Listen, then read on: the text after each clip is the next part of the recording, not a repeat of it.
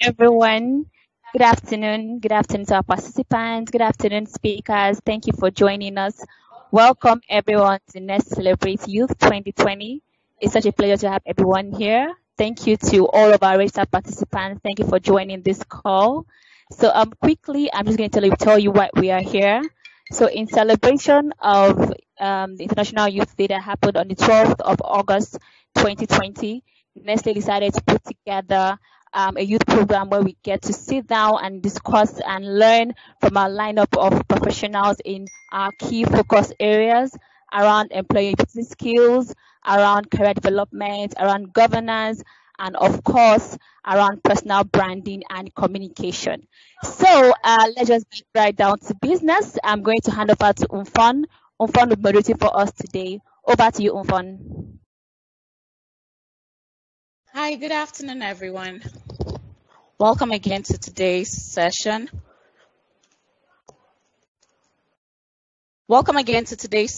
Tagged Nestlé Nigeria Celebrates Youth. My name is Umfon Etu, Corporate Communications Specialist for Nestlé Nigeria, and I'll be your moderator today. Before I go ahead to give you a brief on who we are at Nestlé Nigeria, I would like to give you a rundown of the event flow. For today, we are honored to have our keynote speaker in the person of Mr. Tonye Cole, who will be giving us an address on the role of the Nigerian youth in business and governance. He would be speaking for 15 minutes, after which our panelists would each have 5 minutes to give an overview of what role they see youth playing in society, focusing on the specific domains. We will then go into the panel sessions to address questions which we had already received in advance from our youth, 3 minutes for each question. Then we'll go on into a Q&A session, a live Q&A session to close with 1 minute of final words from panelists. So as you would see from your own end, you could always ask questions using the Q&A, the live Q&A, please. So once again, we are happy to have you. I would go ahead to give us a brief of who we are in Nestlé. At Nestlé, we are the Good Food, Good Life company.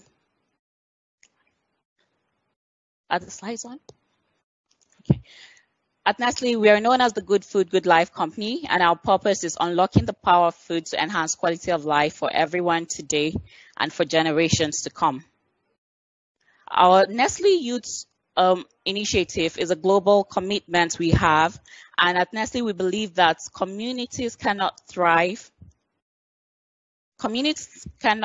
if they fail to offer a future for younger generations.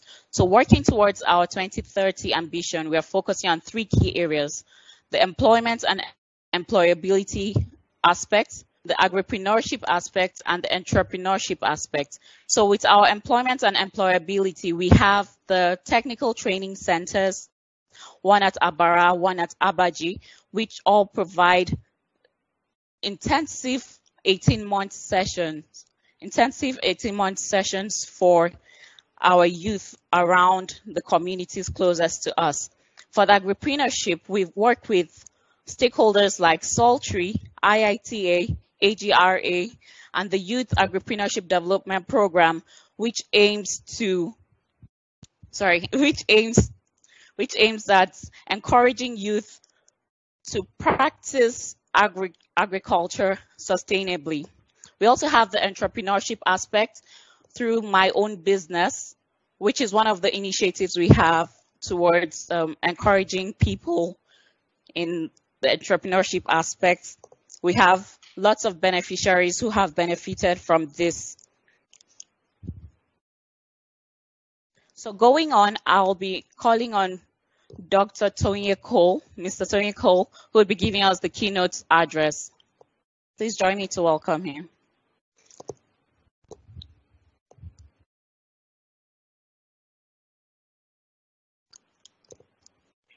All right, sorry, just looking for the mute button. So thank you very much, Infon.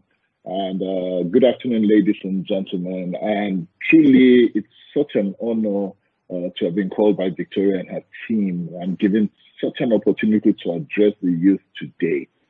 You know, this is one of those moments when I find myself looking at my life journey and asking whether it's been worthwhile and what my expectation for the future really is.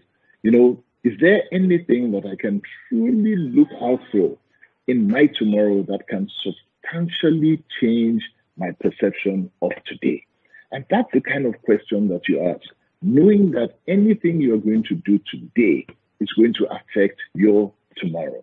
You know, the last 20 years have been so pivotal in how transformational life can be that for me to gauge what the next 20, 40, and 100 years is, all I have to do is look back and take a peek into my life in this last 20 years, the last 30 years, what has happened.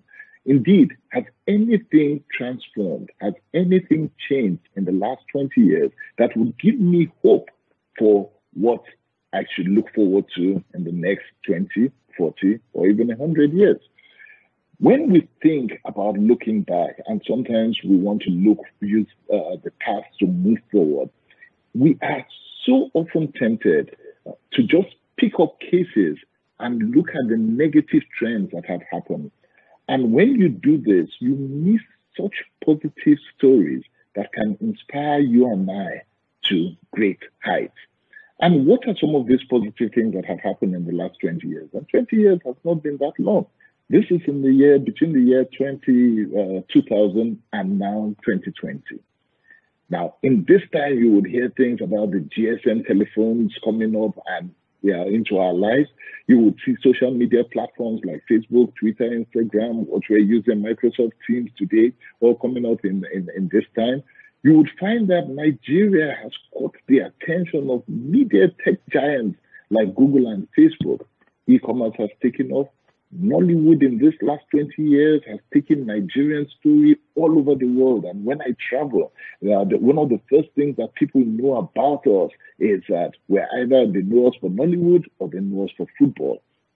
You've had in this last 20 years things like Iroko TV, Ebony TV, Arise TV, channels all coming out in this era and busting into the limelight.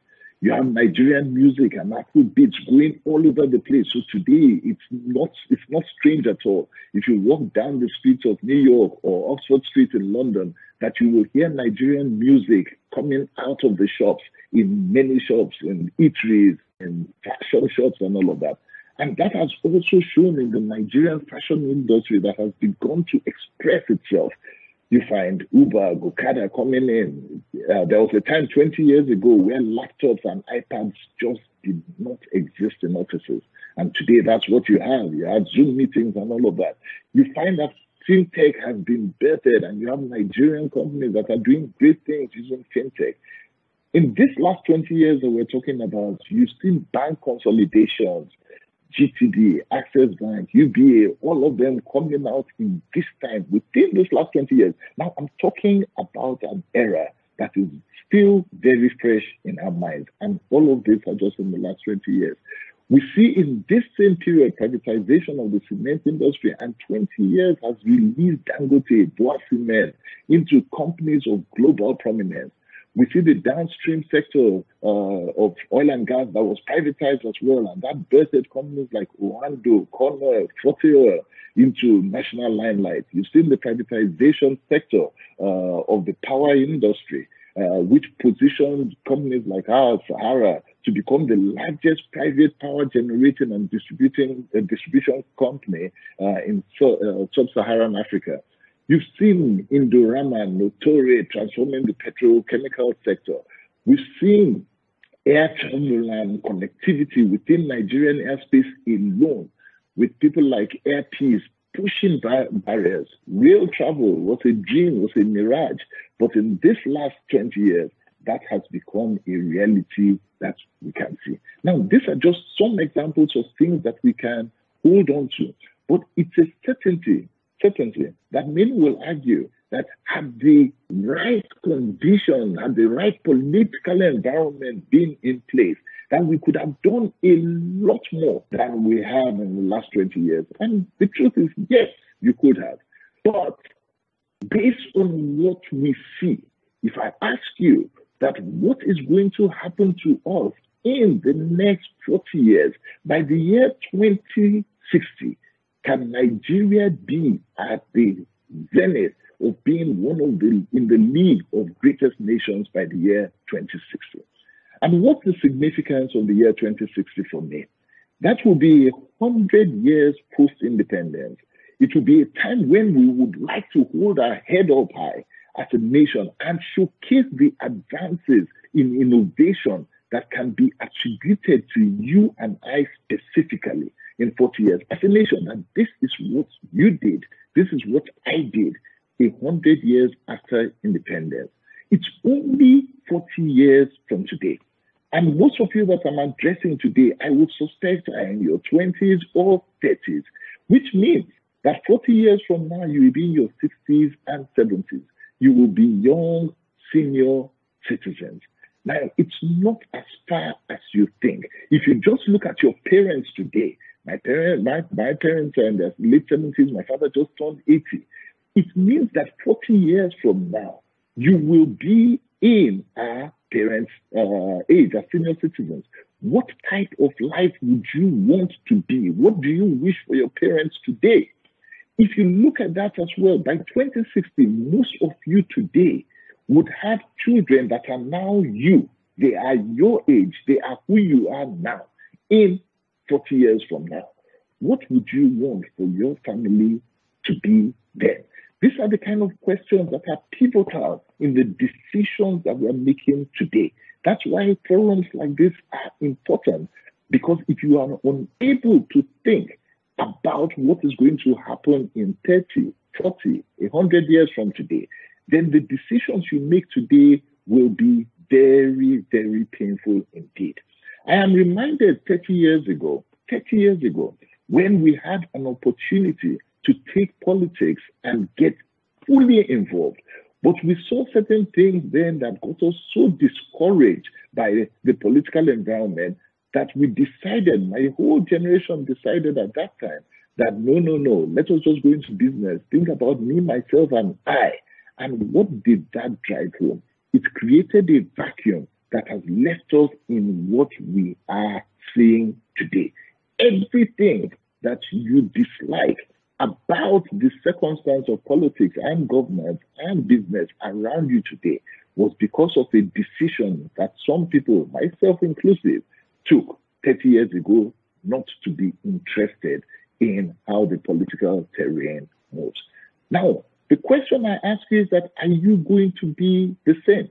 That is why when I saw the topic of today and the question that I was asked to speak about and give a keynote on, it absolutely warmed my heart. You see, it's a loaded question. When I was speaking to Victoria, she said that some in the audience had asked that considering the way things are in Nigeria, will the youth of Nigeria have a say? Do they even have a say concerning Nigeria's political direction? You see, that is loaded. And when you think about it, Nigerian politics seems to paint the picture today that the voice of the youth does not matter, that your votes do not count. But the question I ask is that actually true? Do we have experiences in the past that show otherwise? And yes, two come to mind.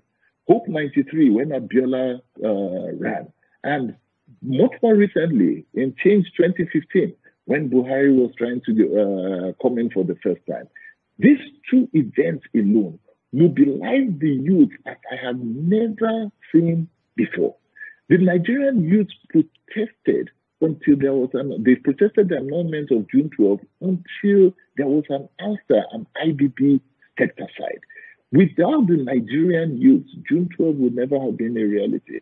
We would never have had democracy. There was a push that allowed it to happen. But a mistake was made, which is a mistake that we should not make now. After they protested and Babangida stepped aside, everybody went back and it became business as usual. Because Abacha took over, we did not push until we got what we wanted. In 2015, we made the same mistake and we went for an anything but Jonathan. but we did not care very much about who stepped into that vacuum. So history shows that the Nigerian youth already have a voice. You have a voice, but is that voice strategic? Are you able to channel your voice to where it begins to determine the type of person who is interested in representing you in government? Or are you just satisfied with allowing the process of the candidate selection to be dictated by political godfathers who would then present you with voting between a dog or a goat? Now, this is the reason why I had to make a life-changing decision that for the next 20 years of my life, I am going to dedicate it to this political terrain to change the face of politics such that the voice that you have as youth will not only be heard loudly, but that in 20 years' time, you will be the ones, those of you who are in your 20s and 30s, will be the ones who are sitting in the positions of government, positions of decision-making, from president to senate and all of that in 20 years' time. So let me quickly add so that I can round up on another area that will touch you much, which is in the business area. Now, 2020 has provided us with a perfect opportunity for entrepreneurs with God's ambition to set out businesses that will be among global greats by 2060. You see, every era has a 2020 moment, and those who recognize it take it and hold on to it, and they push it, and they are never afraid to launch into the deep. For companies like mine, Sahara, the millennium, year 2000, was our 2020 moment. At that time, when people thought about the millennium, the year 2000, everybody was afraid. The world was in shaky ground. There were conspiracy theories about them. People felt that the computers were all going to reset. Planes will crash down from the sky. The stock market was going to collapse. Computers will fail. Cars will suddenly stop to function. Power plants will go dark, and all sorts of things. We were in a bad moment. Nobody knew what was going to happen. But we had just crossed into 3 years of our existence at that time. And what we saw was that this was a moment when globalization, democracy, and capitalism offered a new thinking, a new language. The military was stepping out. That language of military language and gap now needed a new language, which was business in adorned suits. And that is what we had. What do you have now? In 2020, you have a new era.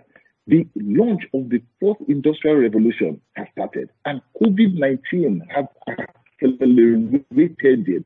You are finding yourself suddenly again in a time when the government of Nigeria, and indeed most of the world, needs to hear a new language, the language of the youth, a language that is driven by technology, a language that is driven by Internet of Things, a language that is driven by AI. And this is your language. It is not our language. We are already out of that generation. This is your language. So just as Sahara needed to translate a global language of capitalism back then, 20 years ago, you need to translate a global language of technology and data and AI right now.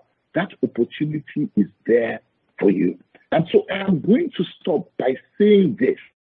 Without your active involvement in politics today, without your active involvement in a new business environment, business landscape that is driven by the fourth industrial revolution today, the vision of what you believe Nigeria should be by 2060 cannot be achieved.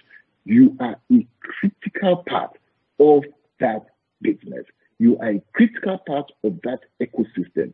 So if you have a business that is 3 years old today, then you are in one of the greatest places to pivot and take charge and advantage of the opportunities that lockdown and COVID brought.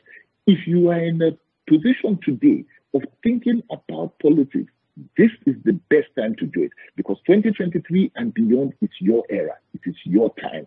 This is the time to do politics. This is the time to do business. And with that, I hope that we're going to have a robust discussion in the Q&A. Thank you very much. Over to you, Yvonne. God bless you all. Thank you, Mr. Cole. Thank you very much. As most of you know, Mr. Tony Cole is a speaker, writer, teacher, mentor, a co-founder and former group executive director of Sahara Group. And he's passionate about developing young people, as you could hear through his presentation. He's an alumnus of the University of Lagos and Harvard Business School, and currently part of the Transformational Leadership Fellowship Program at the Blavatnik School of Government, Oxford. Tony Cole founded the NGO Nehemiah Youth Empowerment Initiative, which aims to influence change in Africa. Mr. Cole is passionate about impact and governance, and was named amongst the top 100 most influential Africans alive by New African in December 2019. He decided recently to pursue a career in politics, as he spoke to us on, and he aims to transform the political narrative of both his home state and Nigeria as a whole. So thank you again, Mr. Tony Cole. I would go ahead to introduce our other panelists, who would then go on to the panel session. But before then, we'd have the music interlude for a bit.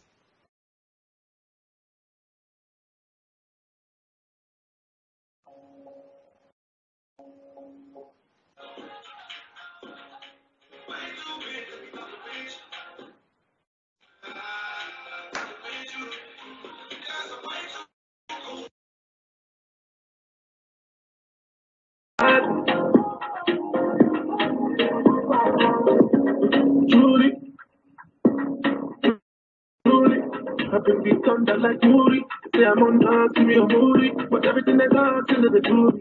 Listen, I become me and the moody. For my life change, I live in the mood.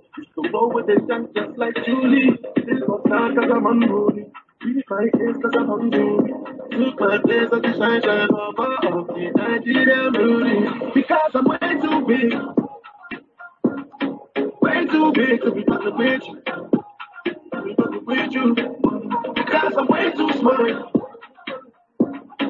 Way too smart to be fucking with you. Fucking with you. Because I'm way too cool. Way too cool to be pussy mad.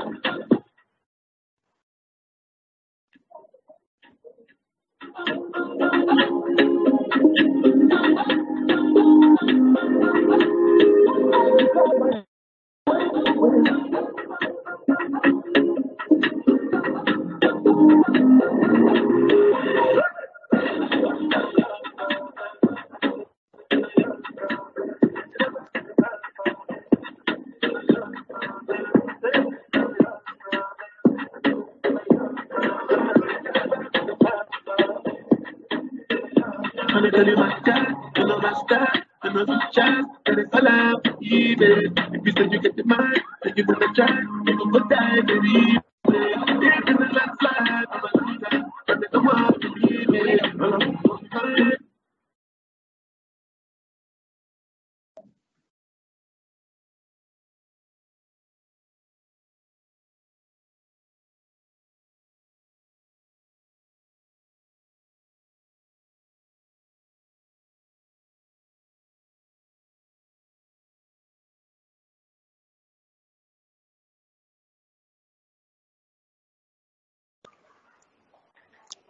Thank you, Lois.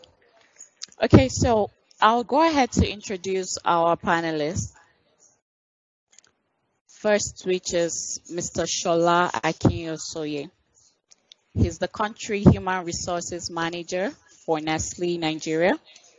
Prior to his current role, he was the regional training and development manager for Nestlé Central and West African region. Shola has over 15 years experience in human resource management and is passionate about people development. A member of the Chartered Institute of Personnel Management of Nigeria, Mr. Shola obtained an MBA from the Federal University of Technology, Akure, and his first degree in political science from the University of Benin, Nigeria. His passion for people earned him expertise in leadership development, change management, people strategy, diversity and inclusion, industrial and labor relations, and people development. Mr. Shola Akinyosoye would be speaking to us today on the ideal candidates. Please welcome Mr. Shola.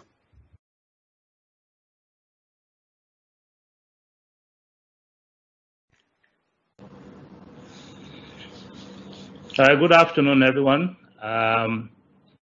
It's my pleasure to welcome you to this very important program. As Liu said at the beginning of this program, for us, development of youths is very, very key to us in Nestlé. We are very passionate about this, and we do everything within our means to ensure that we put resources, we put energy, and all that we have behind it, just to ensure that we continue to develop our youth through the various avenues that Liu highlighted at the beginning of this program. Because I have very short time to speak on this, so I will quickly go on to the topic that has been given to talk about today. And it says the ideal candidate. Now, when you hear the word ideal candidate, what will come to your mind first is, look, who is an ideal candidate?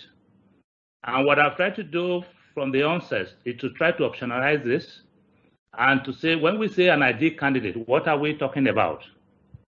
Simply put, an ideal candidate means the most suitable candidate.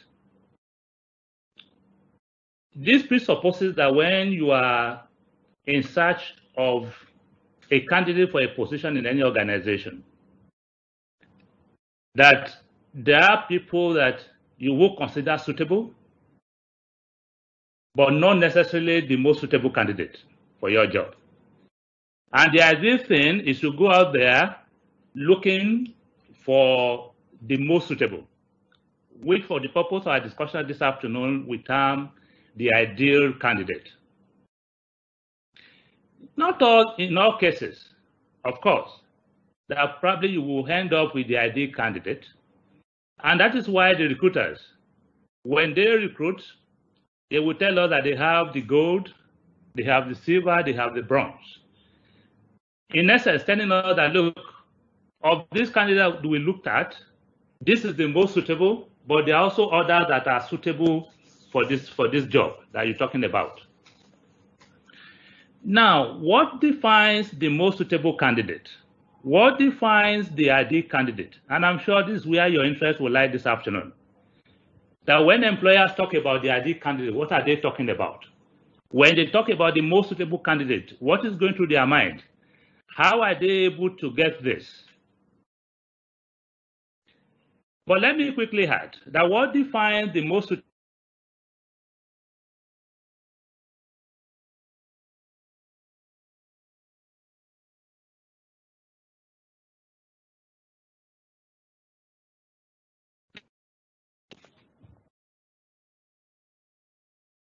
Sorry, you lost me for a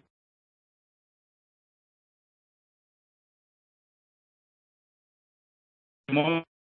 Particular job depend on the type of job. Will depend on the type of job or position that we are recruiting for. My ideal position would definitely be different from my ideal candidate for a middle level or management position. But since we are talking to the youth this afternoon, I would rather want to focus more on entry and, let's say, middle level positions. Then we can start talking about what would be the ideal candidate. What are those things that the employer or the recruiter will look out for? What are you should be aware of if you want to be that ideal candidate, if you want to be that most suitable candidate for the position that is on offer? Now, for instance, if I if I talk of an entry position, say for instance a management trainee, and I'm looking at someone who is just coming out of the university. In Nigeria, of course, he must have completed his national service. Under that context, maybe what I will be looking for in the ideal candidate as a baseline may not necessarily be the same I will be looking for when I'm looking for a middle-level position that requires some experiences, as it were. So for an entry-level position, essentially, it will not be more about, do you have the experience? Because in any case, you are just coming out of the university. I will not be looking at you as an ideal candidate because you have this or that experience. However, if I'm looking for a middle management position, of course, I will be talking of what I would term relevant experience. Do you have relevant experience in this particular field or that particular field?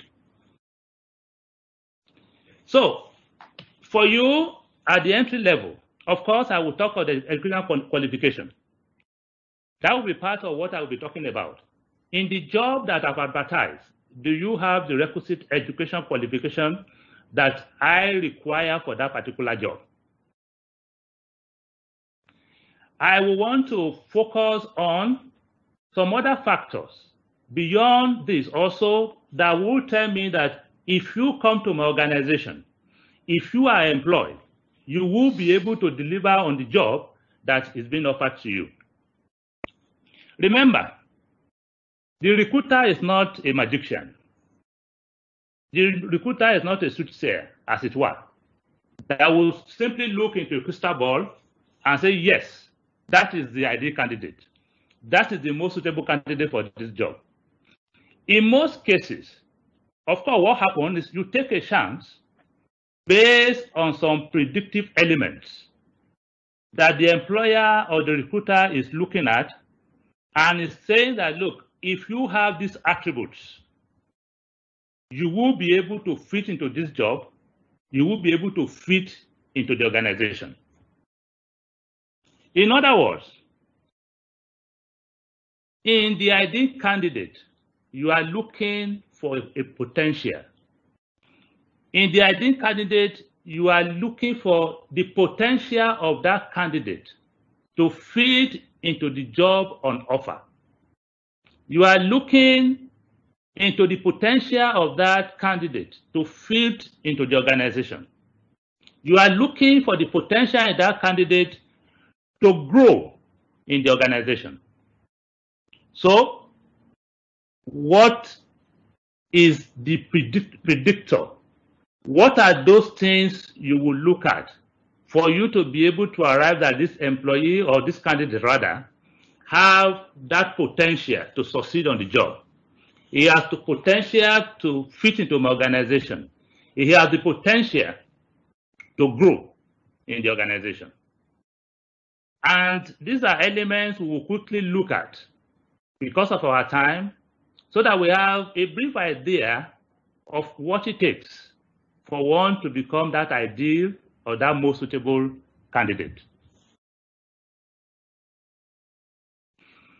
Now, what is that predictor? What is it called? In Nestlé, for instance, we refer to it as the learning agility.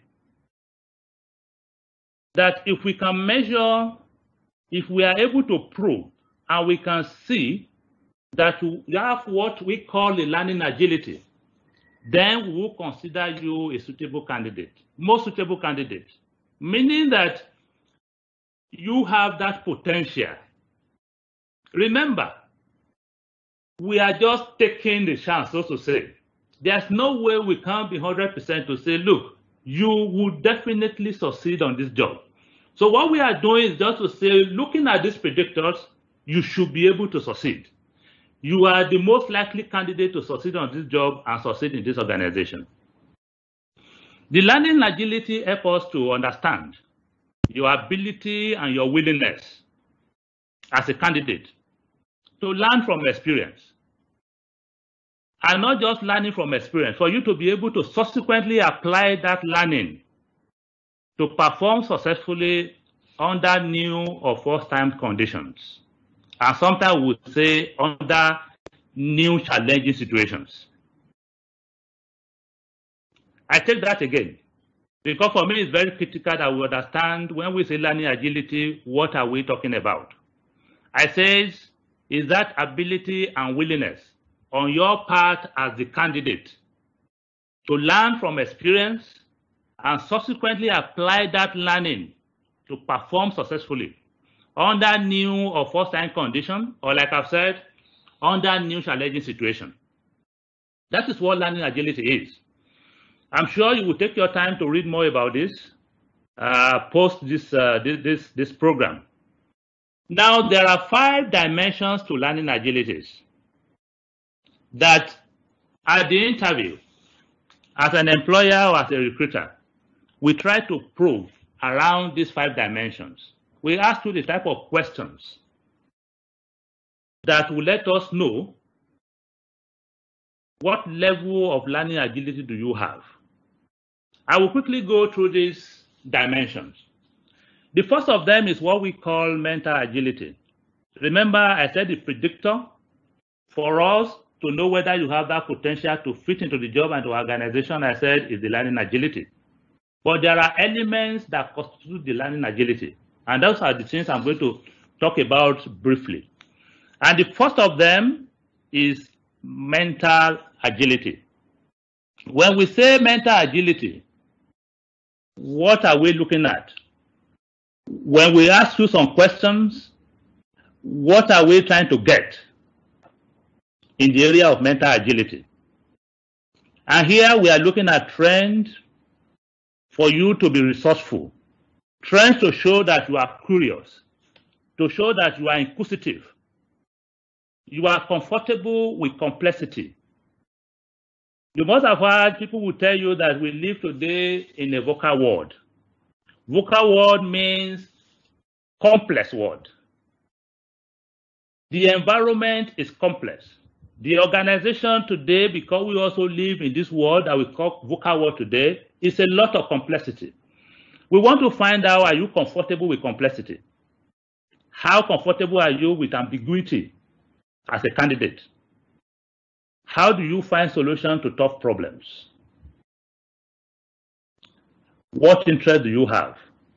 Or how broad is your interest? Now, there are type of questions we will pose, type of question we will ask you that will let us have a feel in terms of between this and that candidate, who among the two, among the three, among the four, display higher level of mental agility than the other. Another element of learning agility that we also look for when we are looking for that ideal candidate or that most suitable candidate is what we call the people agility. Again, for all this, another critical element, if you are going to be successful on your job, you are going to be successful in our organization, or you are going to grow in that organization. And when we say people agility, here what are we talking about? We are in a diverse world. And many of the organizations around today also, they have diverse workforce. So it is important also that if we are going to recruit people into an organization, we are also looking for someone who can work easily with a diversity of people. You are not looking for someone who will say, oh, look, I'm only comfortable to work with somebody who is from this particular side of the world, or who is from this particular part of the country, or who is from this particular part of the state. We are looking for someone with such diverse mind and says, look, I can work with people from different backgrounds. Someone who is politically agile. Someone who is skilled in communication. Who can manage interpersonal conflicts well.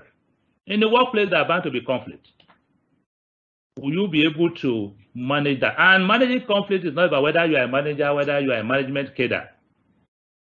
Even at entry-level positions, you will also need to manage that. So we look into this in the area of people agility. What do you have in that area? For us, this is also important when we are looking for that ideal candidate. Quickly, I move on to change agility. The only thing that is permanent in life is change. So not just life, also in organization. Organizations do evolve, they do change. Of course, you need to change because the environment keeps changing. The business environment keeps changing. The political environment keeps changing. So when you want to bring in a candidate and you are looking for that ideal candidate, you are also looking for that constant thinker, somebody who is never satisfied with the status quo. Person who is comfortable to introduce new perspective. Probably one who is easily bored with routine, who want to do new things, who enjoy leading change efforts, and will really take the heat of resistance when it comes to change. We also want to look out for that. So again, when you in the midst of different candidates, you want to see the one who have that higher tendency in the area of change agility. Quickly, because of our time, the next one will be result agility. Are you result focused? Do you deliver results even in a very tough situation? Are you resourceful? Are you energized by challenging assignments? Are you perseverant? Are you motivated to outperform others?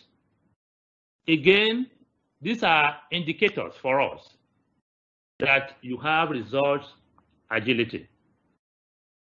And of course, the performance of the organization is aggregations of the individual results of the employee of the organization. So it is important that when you are seeking for that suitable candidate, you are looking for that candidate that focuses on results. Of course, for organizations like ours, the end does not justify the means. But when you are mindful of the means, it's also important that you don't lose focus also on the results. So resource agility is also key. The last point on that, and very important for us, is self-awareness. That's another element of the learning agility that for us will be an indicator also whether you are the most ideal or the ideal candidate or the most suitable candidate for the job on offer. And when we say self-awareness, here we are talking of whether you are insightful, you are reflective, you clearly understand your personal strengths and weaknesses. I'm not too excited when I ask a candidate about, can you talk about your strengths? And also tell me about your opportunity areas. Usually I will not call them weakness, I will say opportunity areas. And the candidate will look me in the face, I will say, look, I'm all strengths, all true. I cannot even think of one weakness that I have.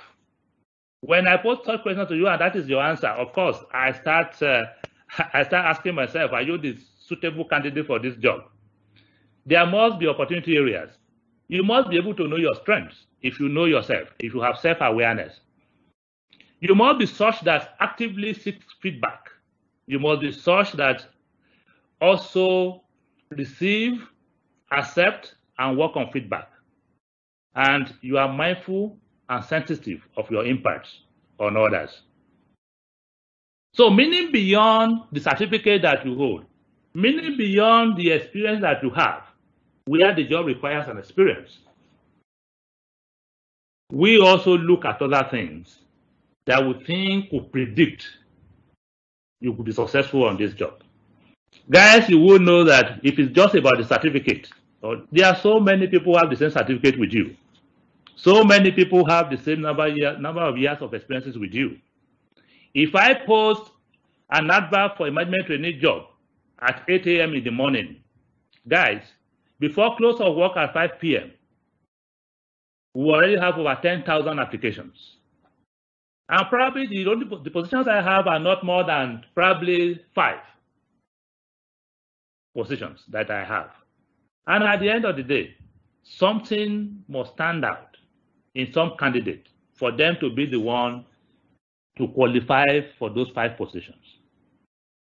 To summarize, the ideal candidate which I also refer to as the most suitable candidate, then it's not just the one with the right degree. It's not just the one with the technical or professional competencies. Not just the one with the experiences where experiences are required, but one who also, above all this, has the highest potential to succeed on the job and also succeed in the organization. Once again, thank you guys for this privilege to talk to you. And I hope when it's time for question and answer, I'll be able to speak to some areas of this, my little presentation, that you may have questions or clarification about. Thank you so much. Thank you again, Mr. Shola. That was a very insightful presentation. Now we know the things to look out for while preparing for job interviews. We are aware now of the mental agility, of the change agility, of being aware of ourselves, self-awareness. Thank you very much for that. So please, everyone, use the live Q&A button. We'll be taking questions pretty soon. But before then, we would like to take on the next panelist. Our panelist's name is Victoria Uwaduka. She is a public relations and corporate communications professional. She's an alumnus of the University of Nigeria, Nsukka. Victoria holds professional certifications in public relations, marketing, and digital communications from the Nigerian Institute of Journalism and Kellogg School of Management, respectively. With over 20 years of working experience in beauty and healthcare, entertainment, brand and reputation management, Victoria is passionate about building connections and creating opportunities for people and communities to achieve their maximum potential. Victoria is the manager of the corporate communications for Nestlé Nigeria, and today she'll be taking us on personal branding in the workplace. Welcome, Victoria. Thank you very much, Mfon, and great to listen to our keynote and to listen to Mr. Shola just now. Very interesting stuff. And I would like to build on what they've talked about, talking about the fact that this era and beyond belongs to the youth, and I keep calling myself a youth because, I think that we just have to be forward thinking. We have to focus on what we can bring to the table. We have to focus on the opportunities that exist right before our very eyes. Now, talking about personal branding in the workplace, Mr. Shola has told us everything that we need to know about being the ideal candidate, especially in an organization like Nestlé. And I think that it speaks to all the other organizations as well. If Mr. Cole wants to talk to us about the Sahara group, I think he would tell us the same thing. And I'd like to just point out a few things that he said, and that brings us back to that personal brand that you're creating in the workplace. If I look at the fact that you have to have learning agility, you have to have, under that you have the mental, people, and change agility. You have to be self-aware, you have to be mindful, you have to be sensitive, you have to be politically aware as well of what your environment is like. Now, if we talk about brands, many times we talk about brands and it's about the companies, about Nestle, it's about Sahara, it's about, all the great companies that Mr. Cole mentioned to us that are out of Nigeria. It's about them. But there is something about your personal brand as well. And that personal brand is not about what you wear, what your hair is like. That all plays a part. But it starts from inside of you. It starts from being self-aware, in knowing who you are. You know who you are. You know the things that you enjoy doing. You know exactly what your abilities are. And you know the value that you can bring. A brand is a promise that if you interact with me, if you have anything to do with me, if you employ me, if you take a chance on me, you won't be disappointed because this is the value that I'm going to bring to the table. And because we're speaking to young people and there are some questions that we got about how do I have to present myself to show value in my organization.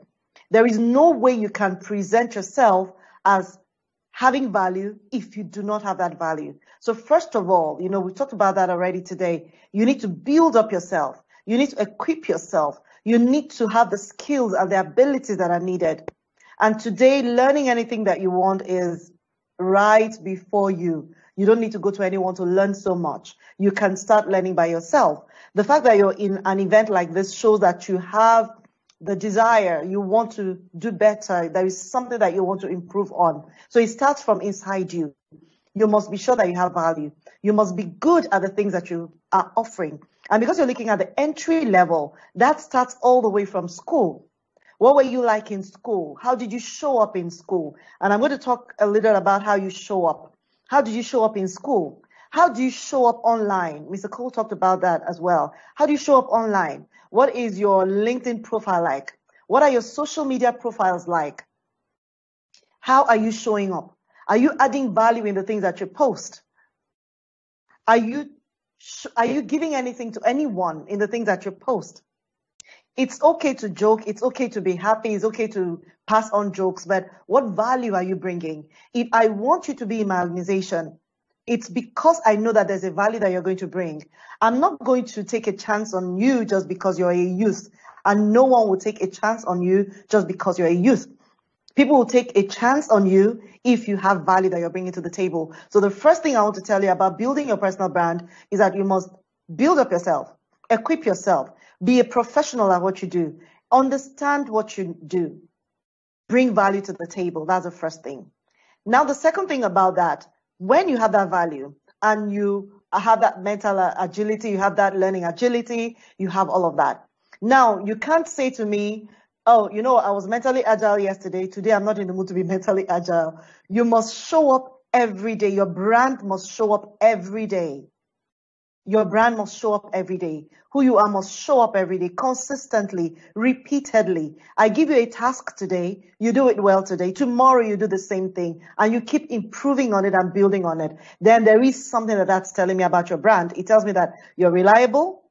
If I give you something to do, I am sure that that thing will be done. That is the second thing that is important. Now, the third thing that is important is that, yes, sometimes you'll have challenges. In the workplace, you have a challenge. At home, you might have a challenge. Wherever you need to show up as a brand, you might have a challenge. But does that mean that you say, okay, you know, I've been trying this thing, it's not working, I'm not going to do it anymore? No. You need to be consistent. You need to be persistent. No environment should be able to change your brand. You're who you are. You're reliable anywhere, no matter what your situation is. So persistence is very, very important. You must have grit. You must have staying power. You must have that thing in you that says, this is who I am, and this is who I bring to the table at every point of interaction. Very, very important. Now, the last thing that I want to talk about is visibility. How do I make that visible? Okay, I can be a superstar, but I keep it to myself. I don't show up. I don't volunteer to run projects because I'm just going to keep it within my space.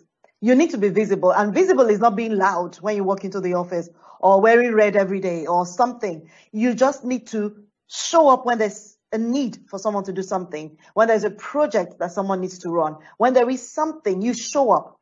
You push above what is expected of you. That is important. So you're visible, you're showing that your brand, you're showing your mental agility, you're showing your people agility, you're speaking up. Those are the things that are really important. So 3 things that I've said to you today. I've talked about being qualified. That's the first step. The second step, improving on that qualification. So you know what you do. You're self-aware. You have value that you're bringing to the table. Second thing, you are showing that value consistently, repeatedly. Even in the face of challenges, you do not crack. You keep at it. And lastly, you make sure that you're visible by reaching out to add value, reaching out to empower people, reaching out to do what needs to be done that is beyond what is expected of you. These are the things that I want to leave with us. And I know that in the course of the discussions, if you have any questions about how to build your personal brand, how do you show that you're reliable, you're efficient, you're responsible, your people are aware, how do you show up in that? If you have any questions, specific questions about that, I'll be very happy to address them in the Q&A session. So with that, thank you, Mfon, for this opportunity. Thank you again, Victoria. It was such an insightful conversation. Thank Thanks for the emphasis on consistency, not being one brand today and being totally different the next day. Thank you again. So we'll be going on to the next panelist. Some of you already know who this person is. If you're active on Twitter, I'm sure you know him. Our next panelist is Dr. Dipo Awojide. He's a career development professional, a senior lecturer in strategy at Nottingham Business School, UK, and was also the founder of BTDT Hub, a human capital development company. Dr. Awojide holds a PhD in strategic management from Loughborough University. Having worked in the banking and financial services sector and as a researcher in the human resources departments at Brush Turbogenerators, UK, Dr. Awojide has expertise in strategic management, personal and professional development, and leadership and employability. He takes a genuine interest in the development of early and mid-career professionals, teams, and organizations. In December 2019, Dipo was unveiled as a top 20 LinkedIn Voice UK for his personal and professional posts and articles. Join us to welcome Dr. Dipo Awojide as he speaks to us on navigating your career path. Welcome. Thank you very much, Mfonobong. Thank you so much. And yes, to our previous speakers, Mr. Tony Cole, thank you so much for the work that you do for Nigeria.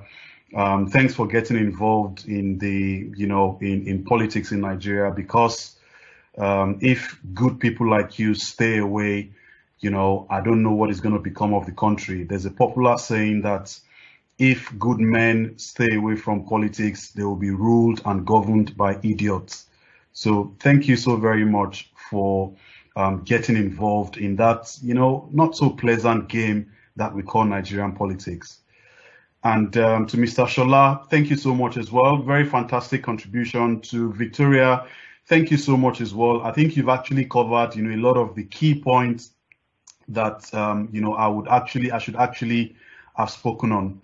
But building on what has been said, you can actually contribute to, Nigeria's development either in the public sector or in the private sector. So I'm going to be speaking to you on how you can navigate your career paths. So as a young professional, I deliver trainings for, entry-level folks and for mid-level professionals. My PhD was, on organizational culture and middle-level managers. So, my presentation is going to be very short, but it's going to focus on folks who are just getting out of university, completing NYSC, and folks who are, in the middle management level. So I'd like to start off by, asking you to think about your career, think about your career journey as a 30 to 35-year journey. So a lot of our parents actually, were civil servants who had a career, some of them rose to become deputy directors or directors or permanent secretaries, after 30 or 35 years, and they retired. And, once they retired, all they more or less wait for, at the end of every year or at the end of every, month is rent from, tenants and, retirement benefit and all those sort of things. So it is up to you as a young person to start thinking about your career. So where do I want to be in the next 5 years? Where do I want to be in the next 10 years? In the next 15 or 20 years? What exactly do I want to do? So it is important that you think about your journey and think about how you can manage your career. So career can be defined as your advancement through life, especially in a profession. So ultimately, once you are a graduate, you are already on your career journey. And I always say this, your career is your personal responsibility. It is not the responsibility of any other person but you. So you have to be able to manage your career adequately by engaging in self-assessment, carrying out research, planning, and evaluating your journey as you go along. So there's the World Economic Forum, 2022 Skills Outlook. I would ask you to please go on Google and make sure you do a bit of research on this. So 2022 Skills Outlook. Okay, these are, list of growing skills. These are skills that you need to make you become more employable. These are transferable skills that, if you have as an entry-level employee or as a middle manager, you can actually use them to advance yourself and your career. And of course, you need to consider the job landscape. So what are the jobs out there? Okay, due to COVID-19, the coronavirus pandemic, some jobs, some industries have suffered, while some other industries and some new jobs have been created.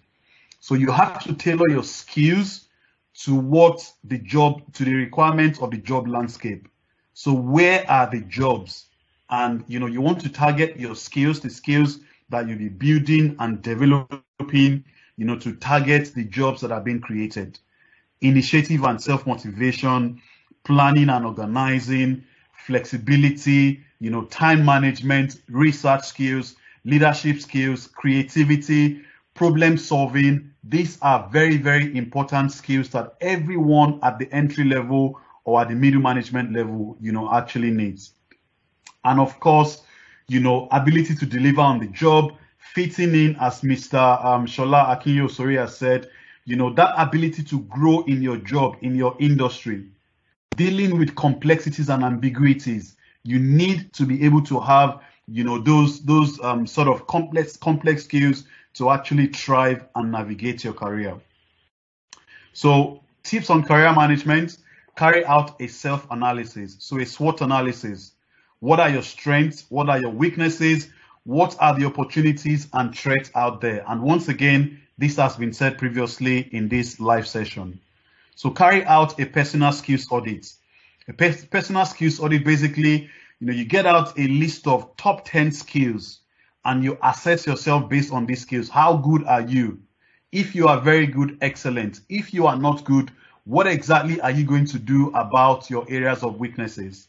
Okay, so do some research about the industries you want to get into. Do some research about the jobs that you intend to get into, or the new jobs you intend to get into as a middle manager if you want to switch jobs or switch industries. Plan and act. If you attend this session for 1 hour, 30 minutes, and you attend other events, personal development events and webinars, and you don't do anything, you're basically wasting your own time. So it is important that you take action. Very, very important. At the end of this session, jot down key points, jot down key notes. What exactly are you going to do? What are you going to do about your areas of weaknesses? The job you are looking for, the career you want to build, what exactly are you going to do? So some other things to pay attention to: personal branding, as has been said by Victoria. You have to be visible. You have to be visible in your industry, in your company, on social media. So what do you post on social media? On LinkedIn? Are you one of the, on Twitter, I have what it takes to take your man, or I have what it takes to take your woman? Or, are you on about, irrelevant programs and events 24 hours? You're always commenting without adding value, without contributing to intelligent conversations about nation building or about specific industry, about specific industries in Nigeria. So if you say fintech, top 5 people to call. If you say personal and professional development, on Twitter, on LinkedIn, they know the top 5 people to call. If they say, the banking sector in Nigeria, or the PR agencies, or experts, they know the people to call. How about you? What are you doing? What sort of image do you portray on social media? So these are things that you want to pay attention to and think about. And of course, you have to be consistent. So consistency actually pays. So please, at the end of today's session, make sure you go on to create a 1-year plan, a 5-year plan, and a 10-year plan. Even if you don't have a 20-year plan for now, that's entirely okay. But you need to know where exactly you want to be in 5 years and in 10 years. 2015, when I finished my PhD, I said I was going to work hard enough and I was going to get starting, I was going to work hard enough and start getting called by Nigerian banks, fintech companies, and companies like Nestle. And it has happened. I've been called by the Kenyan, embassy in London, the Ministry of Education in Kenya, and these were things that I actually set out to do. So I said to myself as well, I was going to work with state governments in 5 years, advise them on employability, on youth development, work with companies, and I've actually been able to achieve all of this in 5 years. So you need to think about all of this. Think about your brand, think about your CV, your cover letter, your LinkedIn profile, okay, and once again, your digital footprint. All of these things are very, very critical and very, very important. So lastly, in the workplace, I'll give you some office strategies that can work, that can help you improve your brand, that can help you improve, visibility, or that can just basically make you, a preferred option, so to say. You have to be positive and optimistic. That is very, very important. You need to become a team player. Within your department, within your company, you have to become a team player. You have to give credit to those who deserve them. So if other people do the job, give them the credit when it is due. Wherever you are, as an entry-level employee or as a middle-level manager or employee, you have to become irreplaceable. Try as much as possible to become irreplaceable. This would be my few words, and thank you so much once again for this opportunity to address young Nigerians.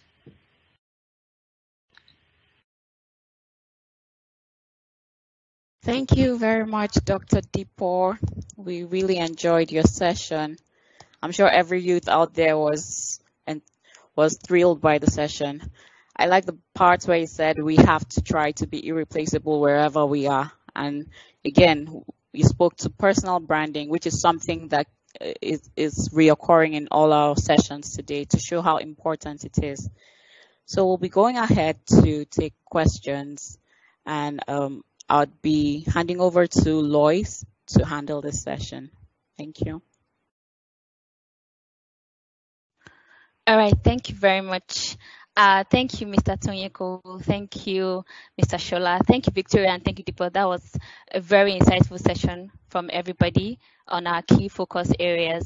So we're going to be going to the Q&A. And so youth, I trust you to put in your trust in me as someone that's going to, talk to our speakers about the questions that have been on our minds. So the first question is, why are most companies not willing to take chances on young people? The years of experience requirements are not so encouraging for youth who have the talent but not the years. Most companies attempt to solve this problem by offering internship opportunities to young undergraduates, but limited time does not offer the opportunity to learn and gain experience while trying to navigate the career path. Okay, so I'm going to direct this question to Mr. Shola Akinyosoye. As we already know, he is the country head resource manager for Nestlé Nigeria. Mr. Shola, please.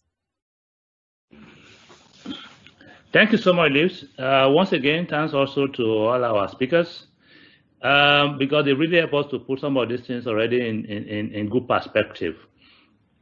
So, look, the issue of years of experience and job will not go away.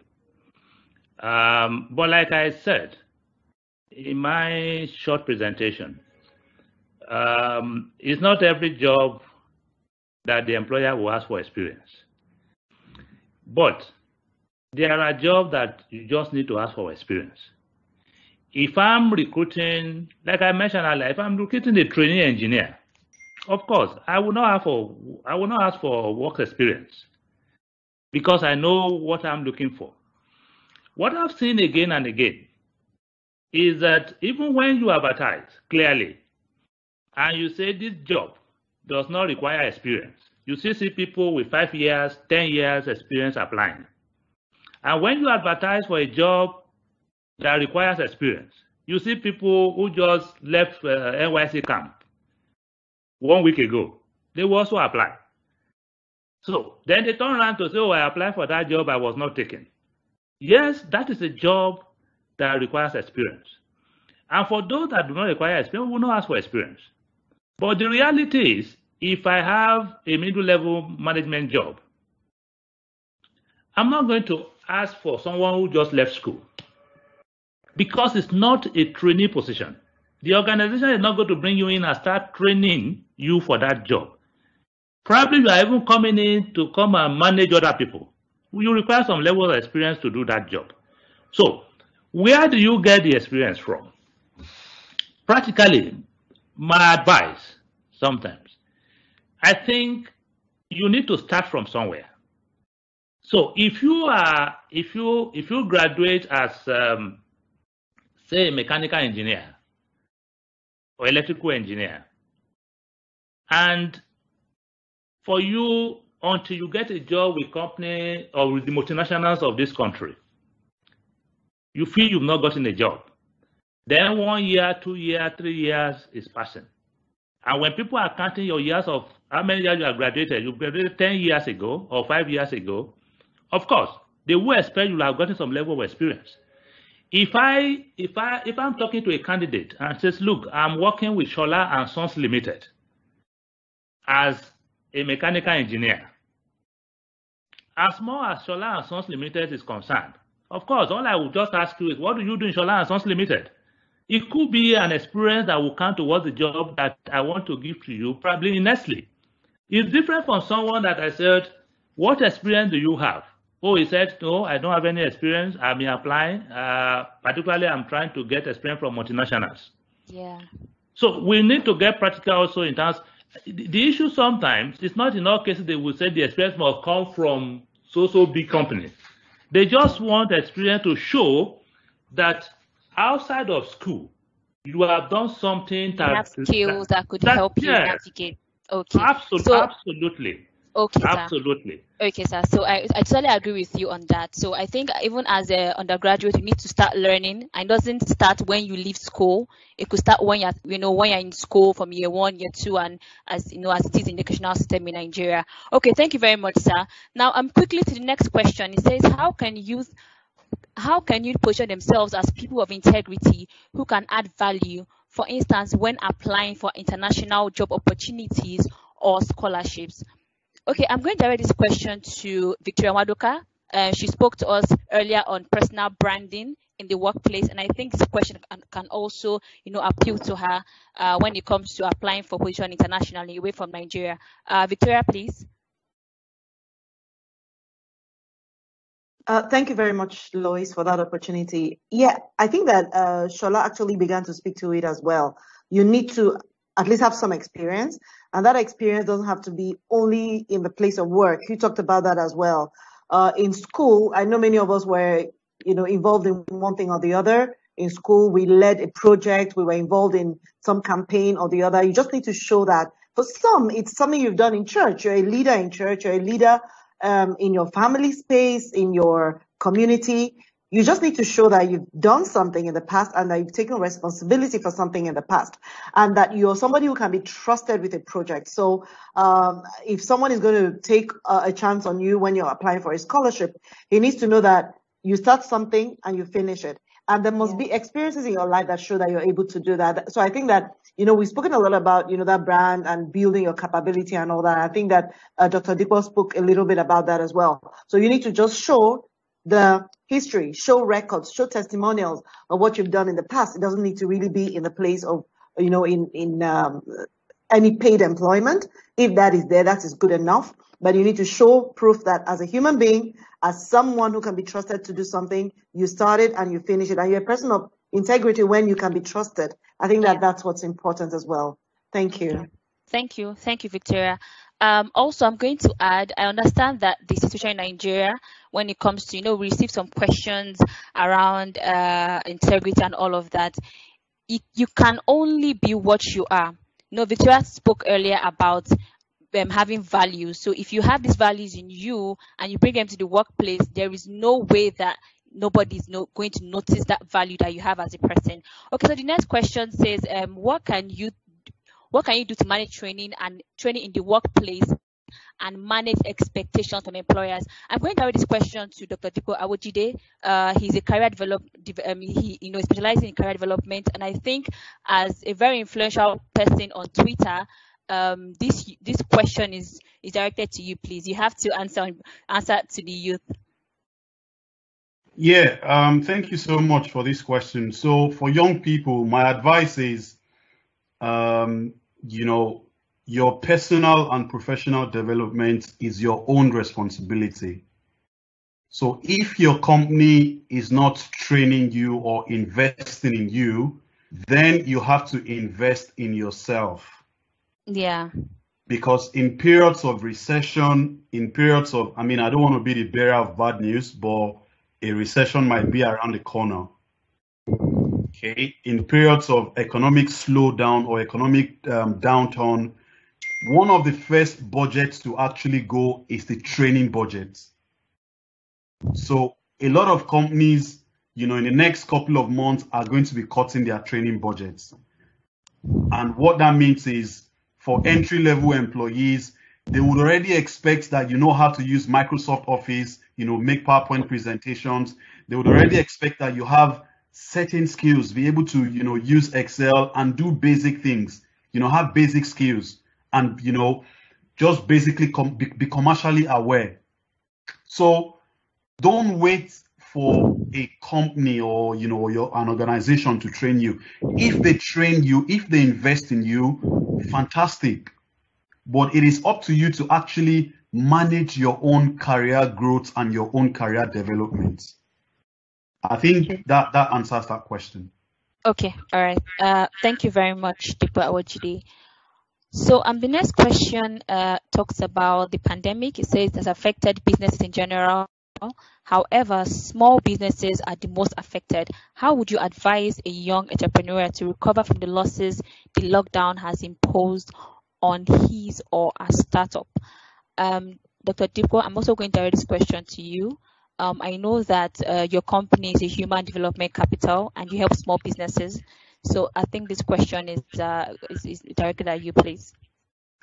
Yeah, so entrepreneurs are risk takers. Entrepreneurs are very smart. They are very innovative. In our own business, at the beginning of this coronavirus pandemic, we sat down and looked at, our 10 main products and said, which one of these products do we need to focus on? Which of these products are we going to still be making money on? And which one, are we not going to make any money on in the next couple of months? And what strategies do we need to put in place? And the folks around me, the young folks around me, Tayo, Ajibayo, Oluwaduni, and some of the other people, who work for us, they said, let's offer a discount on some of our products and services. And we did. And that way, everybody took a pay cut and we were able to continue making more sales and having more money to share at the end of the month. So the salaries and whatever everybody gets, at the end of the month is not any different from what we were getting before the pandemic. So for folks, for businesses, for those who run small businesses who have run into trouble at this stage because of the coronavirus pandemic, you have to think outside the box. Can you offer any adjacent product or service within the same industry? Or can you think of something else outside the industry, outside what you currently do that you can do? So some people who were event managers, they now sell puff and calling it puff is not touche enough. They call it small chops, so they compete in the small chops industry. Sorry, added. And they are surviving. They are making a lot of money. So depending on what you do, depending on what your small business is, if the pandemic has negatively affected your business, you have to think of something else to do. Why? Because you have bills to pay and you have to survive. And there are people who also depend on you for salaries at the end of the month. So you have to find a way to adjust. Creative. You have to be find creative. smart ways to go around it. Okay. And you also said we also said from you that entrepreneurs are risk takers. So even as I want to just put this out, that even as you're taking risk, you also have to be smart about the risk that you're taking. Okay, thank you very much, sir. Dr. Mr. Tonye Cole, please. As the co-founder and former group director of Sahara Group, I would also like to direct this question to you, please. So, sir, as regarding the pandemic, what advice would you give? On this call, we have over 1,000 youth. So, what advice can you share with them to recover from the disadvantages of the lockdown? Okay, so first of all, if you saw the lockdown as a disadvantage, and you already have a problem, and so the first advice I would give to you is, rather than see it as a disadvantage, begin to see it as an advantage. What were the advantages that came out of lockdown?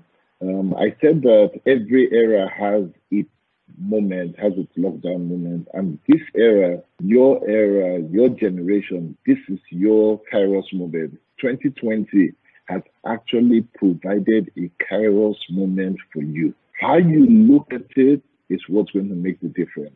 So, 3 things I'm just going to put out there. There were businesses that became very resilient in this era. And so you know almost immediately that technology is a driver within this era. So are you technology savvy? You better get there very quickly. You know, for one, that health is resilient through this. So you look at the entire value chain of the health sector, entire value chain. You don't have to be a doctor, just look at that value chain and decide whether or not there are places you can play in that value chain. For example, just collecting records. Right now, they are doing contact tracing and all of that. So technology and contact tracing. What can you offer in all of that? So think about it. You know that food and agriculture has been resilient in this era. So look again at that value chain and just figure out, how do you use technology? How do you use analytics? How do you use data to work technology, to work that supply chain management in the agriculture sector? You don't have to be a farmer for you to be able to excel there, but from farm to table, it's an entire value chain for you. Those are resilient areas that you can look at and that you can make a difference in. You know that even as much as people sat at home all through this period, the one thing that they continually generated was waste. You could not stop creating waste. Waste got created all along.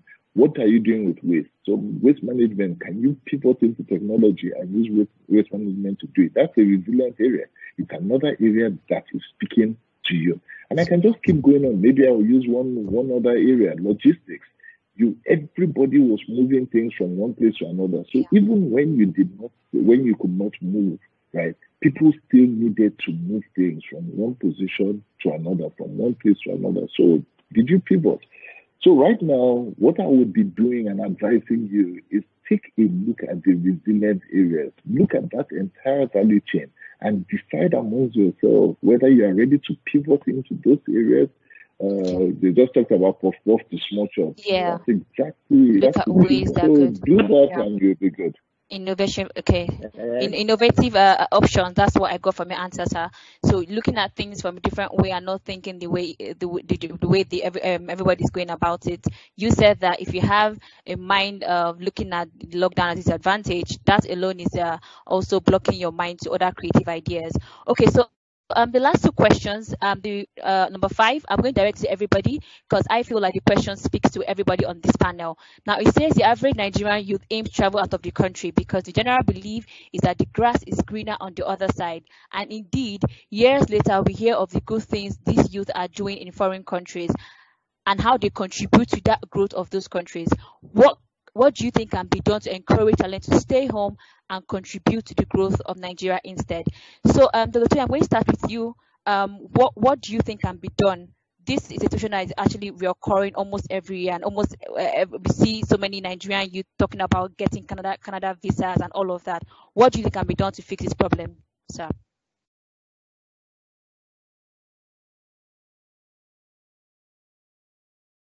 Mr. Tonye, please. Okay, so I think I'll just move on. I think there's a bit of okay, sir. Okay, okay. You want me to? Wait, okay. I thought you had called someone else before.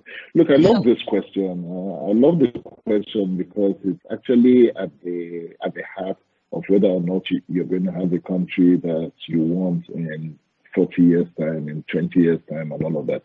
So first and foremost, I have no problem with anybody who wants to go abroad. But if while you're going abroad is that you are running away and you have said that in Nigeria there is no hope for it and you want to then move into another country, remember two things, just two things always have that at the back of your mind. The first is that 20 years ago, 40 years ago, 100 years ago, there were people that built on the foundation of what you are now going to benefit in those countries. So somebody sat down and did the work back then, which is why you're benefiting today, which means that you also have to do the work today for others to benefit tomorrow.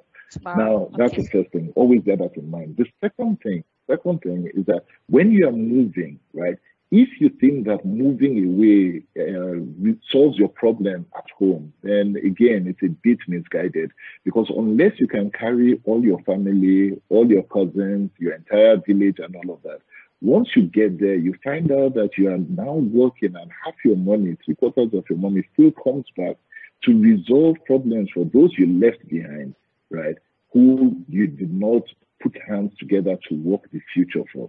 So it's a catch-22. Make sure that your mind is that you have to fix the country today so that tomorrow your children have to get Thank you very much, Mr. Shola, please. I would like you to give an answer to this question, and then we would have Victoria and Deepo shortly. Mr. Shola? Look, I think Mr. Cole already hammered on this. Bottom line, I would say, look, it's a personal decision at the end of the day for people to say, look, I want to relocate, I want to stay back, and I want to stay back. Like I tell people, I have people who stay back and they are very successful, honestly. So probably maybe it's not just about the environment, it's also about the individual. Then again, if we are all running away, the question is, who is facing the problem here? And like Mr. Coach said, you are running away. Some of them, they are married, the wife is here, the kids are here, the mother-in-law, everybody else is here. It's the only one abroad. So I don't know what much of problem you are running away from. If 80% of your family, they are still back here in Nigeria, the solution for me is to see what can we do to address our problems here, rather than trying to run away from the problem. The problem is not going to go away if we don't address it. And like many people have said, it is not greener out there. It is not. So my advice is you rather look for opportunities here. And they are diverse. They are so numerous. Look for opportunities here. Let's see what we can do together to address our issues in this country. And that is where what Mr. Cole said at the beginning in the area of governance, for me, is also very important. What are we doing also to ensure that we are involved? We're involved. Absolutely. What are we doing to ensure that we are involved and we try to right the wrong that we are complaining about? Yes. Thank you. Thank you very much, sir. Thank you very, very much, sir. Victoria, please. I would like you to give an answer to this question. I don't know what more I can say, but it's all about the mindset, right?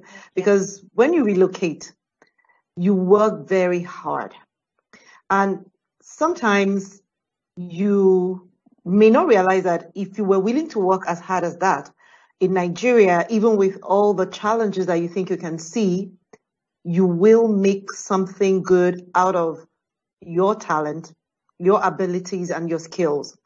Shola just said this now, that there are people who have stayed behind and they're successful. I mean, I have to look around this table. I have to look at Tony Cole. I'm here. We're here, right? We've made a success of the tough situation. And, someone has said something, said that Nigerians can survive anywhere in the world. That means that we have the ability to survive in our country. We just need to look beyond the challenges that are in Nigeria and look at the opportunities. Because as Nigerians are leaving Nigeria, there are many foreigners who are coming into Nigeria and they're not willing to go anywhere because this is where they think that they found the right opportunities. So it starts with the mindset. It starts with what are you doing? I have friends who are abroad and all their life they've spent working for their families. So they're not really having fun, right? They're really having a tough time looking after everybody else in their families. Imagine if we all found a way to make things work here, create opportunities so that many more of us have jobs, have opportunities to make a living, a decent living. I think that would be better. Yes, there are people who have gone out and who have been successful as well. I see that. But somebody built up what they have. And if we want to have a Nigeria that we're proud of, we need to stay here and work. And recently, I know that we'll be hearing all the news about how Nigerians are being treated in Ghana, just next door, being treated in South Africa. There is something wrong, for a giant of Africa to be so disrespected because we've disrespected our own country so much and we're not willing to take a chance on it. Today, we're talking about youth, asking why won't organizations take a chance on the youth who don't have the experience? I think it's a mindset thing. We need to all learn to take a chance on Nigeria, believe in Nigeria, and do something for Nigeria and show up as a good ambassador of Nigeria and do what we can to change the country for everyone in it. Thank you. Thank you, Victoria. Dr. Dipo, currently you are in the United Kingdom, and I'm sure you can speak as a witness. So you have to share with us, truly, with the way we have this mindset of the grass being greener on the other side, is the grass truly greener on the other side, or are we not just, using the best of our abilities to develop our country, Nigeria?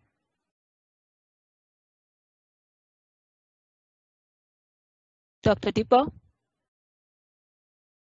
Hello? Oh, I'm sorry, I muted myself. Oh, okay. Yeah, so I said the grass has been greener for me. Fortunately, I left 10 years ago.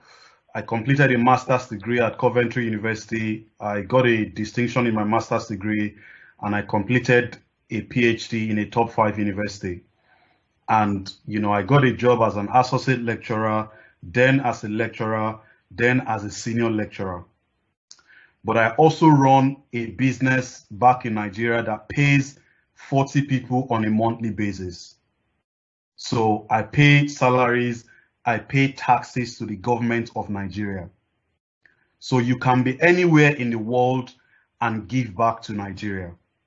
So I went part-time in my lecturing job in the UK because the purpose why God created me is to solve African problems. And that involves, Nigerian problems. But on my journey to solving that problem, so I needed to, make a bit of money, save a bit of money from my lecturing job, and use it to grow my business in Nigeria, if you understand what I mean. So, I think that for me, the starting point is fixing the electoral system in Nigeria. If we don't fix the electoral laws in Nigeria and ensure that votes count, there is no intimidation and violence during elections, people are going to continue to leave. The smartest are going to continue to leave. It is not that people are not patriotic about Nigeria. People are patriotic, but people are tired of the governance, of the leaders, of the system. People are tired of complaining over and over again without getting any result from the government, after paying taxes, after abiding by the rules and the regulation, not carrying AK-47, not killing other people, not bombing pipelines. And the people who are doing these things are getting rewarded and getting rehabilitated depending on what part of the country you come from. So I am against brain drain, but I am also pro young people deciding their own futures. Of course, we are the ones who are going to solve Nigerian problems, but sometimes some people need to go out, get education, experience, and exposure, and come back to fix the country. Okay. Because if you don't build yourself as an individual, you cannot even contribute to nation building anyway.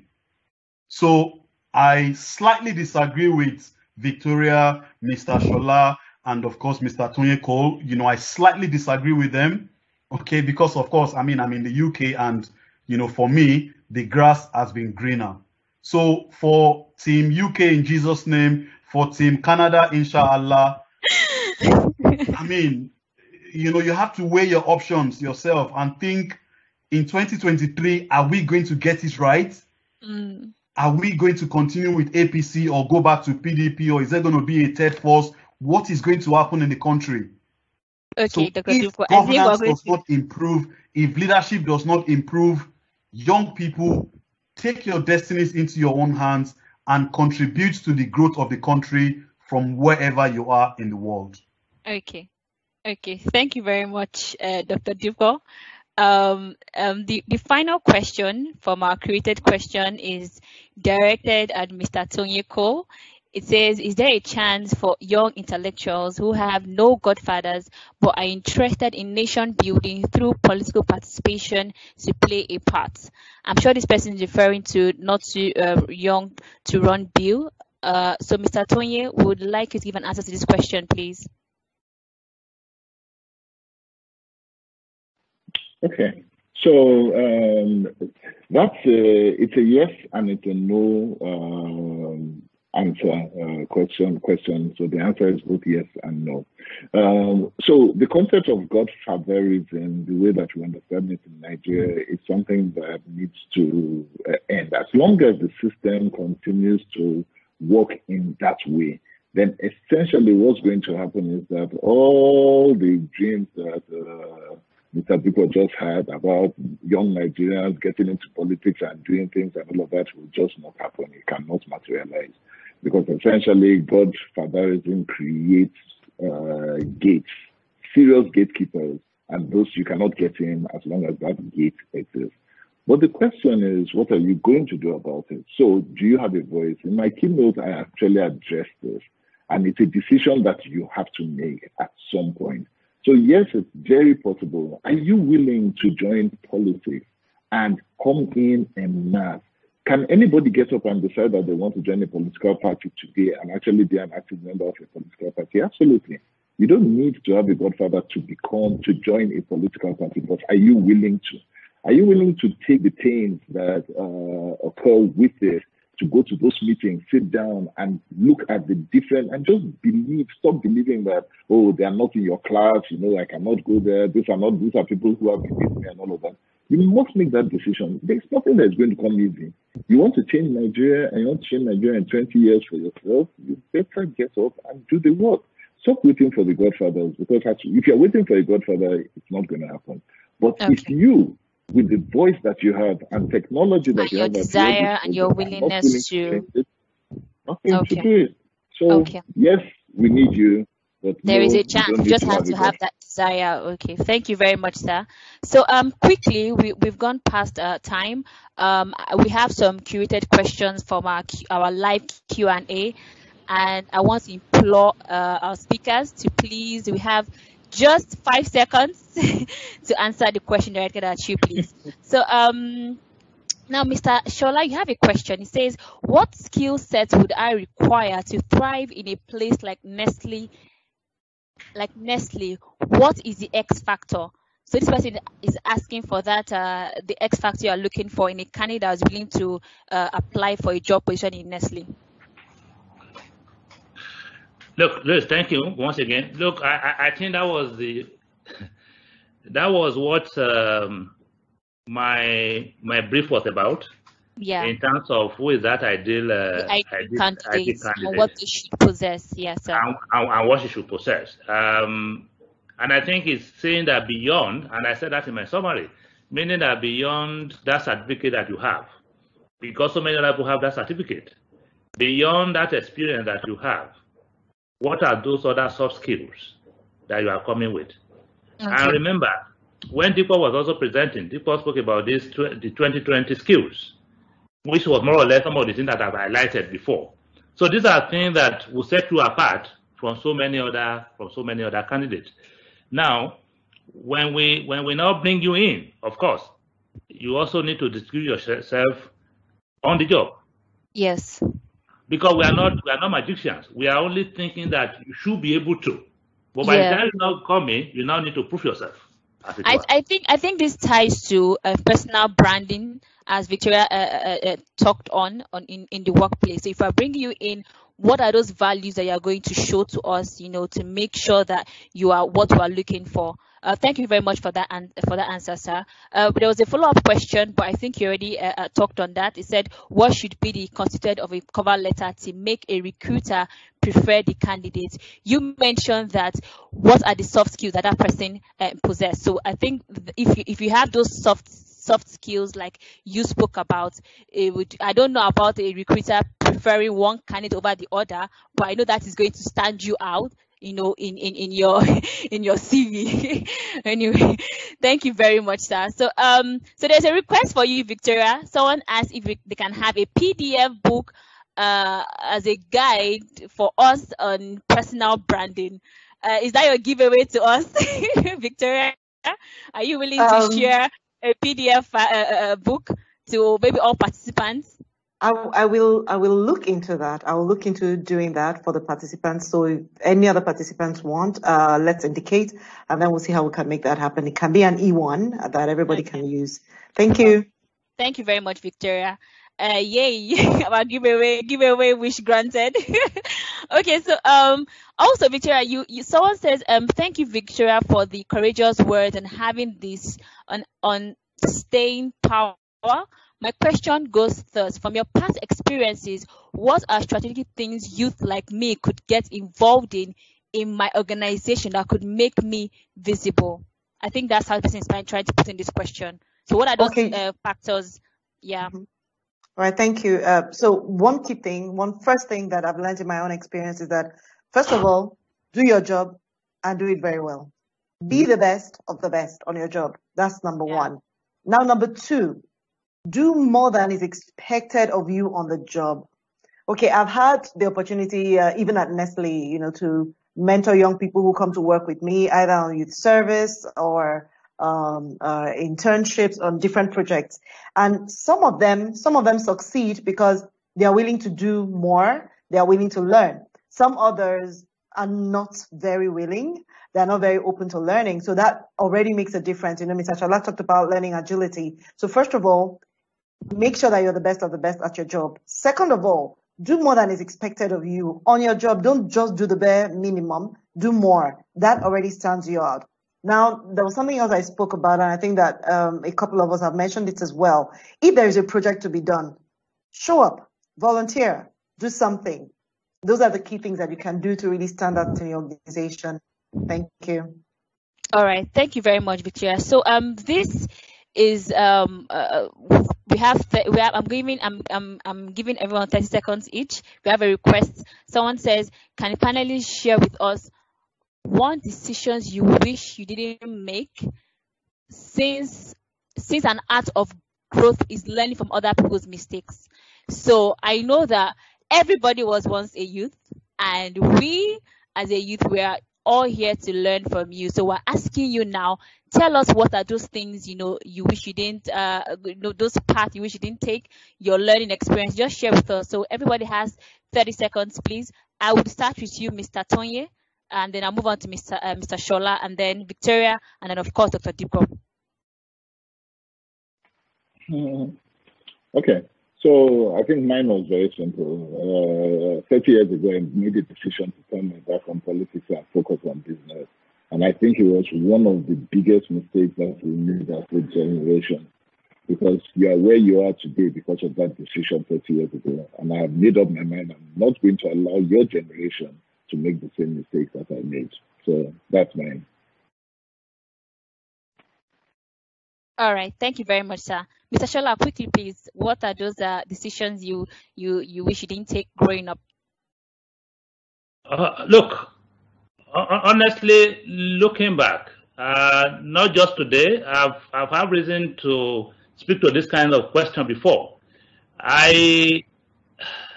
Probabilities have just worked out for me. I can't look back and say, look, I wish I did not take that particular decision. And that is just the honest truth. Okay. Thank you. All right. Thank you very much, sir. Victoria, quickly, you want to share with us? Yeah, there are a couple, so I'll just share one. One was that I wish I had followed my passion, the career path that I should have gone on much earlier. So I spent a lot of time in logistics and doing this and that and so many things, just taking the thing that was convenient, because I thought that was the thing to do, and then stepping into the thing that I really wanted to do a little later in life. I think that you thrive more, you'll do more, and you can go farther if you make a decision early. You understand what you really want to do with your life and then go along with it. That doesn't take away from the fact that as a young person, experiment, feel free to experiment, but please make a decision to follow the path that, you're doing the thing that you're really passionate about. Thank you. Okay. Thank you. Dr. Deepo, want to share with us, please? Yes, so I studied accountancy in my first degree, and I'm not very good with numbers, so that wasn't a smart decision. Perhaps I should have studied business administration or something else. But once I'd completed that degree, for my second and third degree, I was smart enough to correct, that mistake I made earlier, as an 18, 19-year-old, young chap just starting out in life. And, I made that mistake, perhaps due to societal pressure. You have to study accountancy, law, engineering, and medicine. And if it wasn't any of these courses, then everyone sees you as, a potential failure in the future. Yeah. So my advice to young people, based on that mistake I made, that not so smart decision I made is basically, just go out there and play according to your strengths. Okay. All right. Thank you very much, Dr. God. Thank you very much, Mr. Tonya.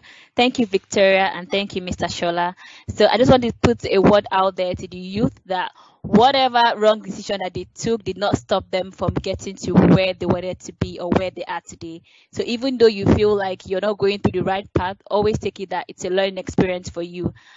So with that, we would end our panelist session. Thank you so much. Thank you, Mr. Tonya. Thank you, Mr. Shola.